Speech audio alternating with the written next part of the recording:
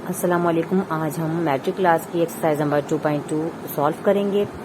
2.2 का पहला सवाल है right the base and exponent in each of the following. इस सवाल में 3 सवाल दिए गए हैं और इसमें हमें एक्सपोनेंट और बेस को आइडेंटिफाई करना है कि कौन सा बेस है और कौन सा एक्सपोनेंट है। तो हम पहला सवाल ले लेते हैं।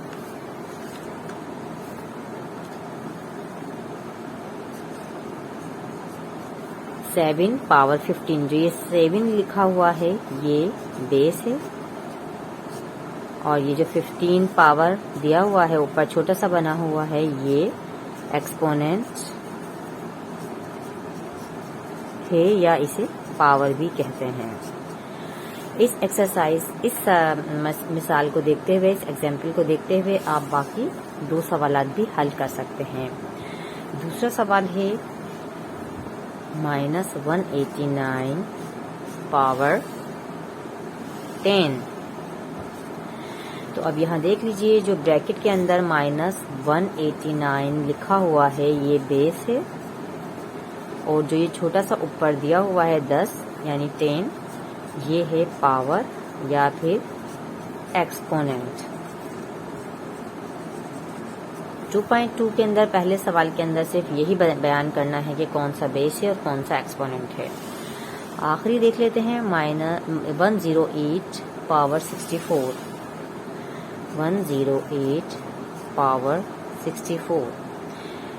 108 जो लफ्ज दिया हुआ है यहाँ पे जो नंबर्स दिए हुए हैं 108 ये हैं बेस और 64 जो छोटा सा यहाँ लिखा हुआ है ये है एक्सपोनेंट। ये तीनों जो सवालात हैं या क्वेश्चंस हैं हमने वो सॉल्व कर लिए हैं। अब हम देख लेते हैं दूसरा सवाल। ये है indicate which of the followings are positive real numbers and which are negative real numbers. पहला सवाल है 8 पावर 4। अब आपको इसमें एक इजी जो है तरीका ये बता दिया जाता है कि अगर पावर जो हो वो इवन नंबर हो तो उसे हम कहेंगे पॉजिटिव रियल नंबर और अगर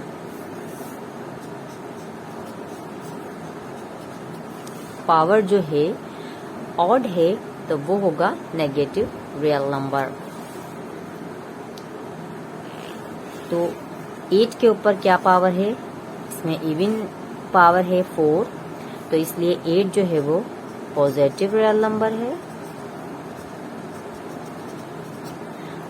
अगर -113 के ऊपर देखें 107 यानी 107 जो है इसका पावर है तो ये जो 107 है ये ऑड नंबर है, इसीलिए जो इसके ब्रैकेट के ये जो इसकी जो बेस होगी वो नेगेटिव रियल नंबर होगी।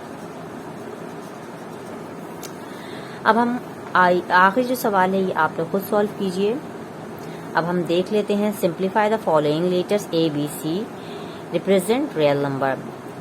-91 पावर 4।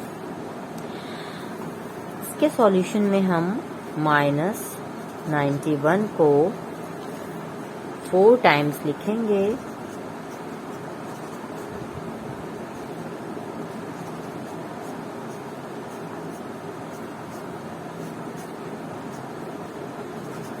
आप देख सकते हैं कि इसके ऊपर जो पावर था वो इवन था, इसलिए जब हम इसका आंसर लिखेंगे तो 91 पावर 4 ये इसका आंसर है। इसे पॉजिटिव रियल नंबर के तौर पे लिख दिया जाएगा।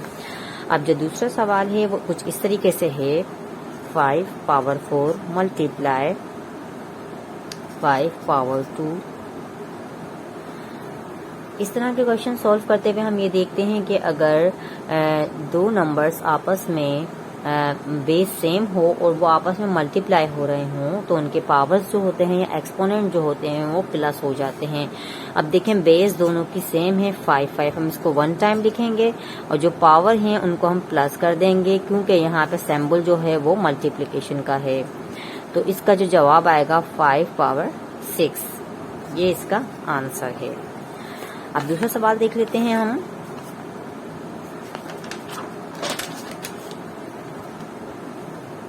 A power 4 multiply A 3 multiply A 8। ये दूसरा सवाल था एक्सरसाइज 2.2 का। अब इसमें हम देख लेंगे कि बेस अगर सेम हो और आपस में मल्टीप्लाई हो रही हो तो पावर क्या होते हैं, प्लस होते हैं। बेस को हम 1 टाइम लिखेंगे और तमाम पावर्स को हम प्लस कर देंगे। तो इसका आंसर क्या आएगा, ए इज इक्वल टू 8, 9, 10, 11, 12, 13, 14, 15। ये इसका आंसर है। अब हम एक और मिसाल देख लेते हैं।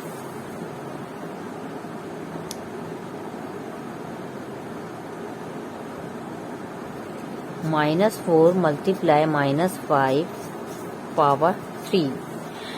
सबसे पहले हम जो ब्रैकेट के अंदर हैं इन्हें मल्टीप्लाई कर लेंगे। माइनस इंटू माइनस प्लस होता है और 4 5 20 पावर है 3। अब जाहिर सी बात है कि हमने माइनस इंटू माइनस को प्लस करके लिख दिया है तो ये पॉजिटिव रियल नंबर बन गया है और ये इसका आंसर है। अगेन एक और क्वेश्चन देख लेते हैं। 3x(y) ये वाला क्वेश्चन पावर 5। तो अब इसमें हम ये बता दूं मैं आपको, जो 5 पावर है वो 3 पर भी है, x पर भी और y पर भी है। ब्रैकेट के अंदर मौजूद तमाम ही नंबर्स और अल्फाबेट्स पर ये जो बाहर पावर दिया गया है वो कंसीडर किया जाता है। 3 के ऊपर भी 5 है, x के ऊपर भी 5 है और y के ऊपर भी 5 है। ये इसका आंसर है। आप इसको अगर मजीद सिंप्लीफाई करें तो इसको 3 को 5 टाइम्स लिखकर